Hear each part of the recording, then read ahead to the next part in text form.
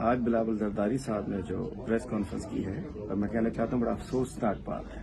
اعتراف جرم کیا ہے انہوں نے اور انہوں نے کہا ہے کہ جی 14 سال میں اگر ہم نے بسز نہیں دی تو کسی اور نے بھی نہیں دی. میں کہتا ہوں بڑے افسوس کی بات ہے.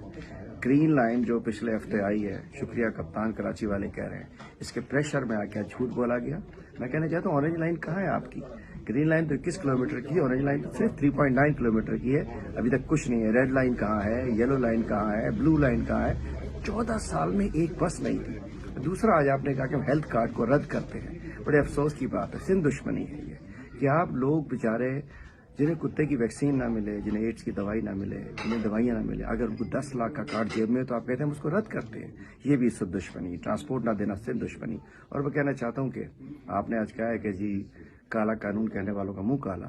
میں کہنا چاہتا ہوں جس طریقے سے آج آپ نے اعتراف جرم کیا ہے بسز کے حوالے سے اور ہیلتھ کارڈ کو آپ نے رد کیا ہے، میں کہنا چاہتا ہوں کہ پوری پیپلز پارٹی کا منہ کالا.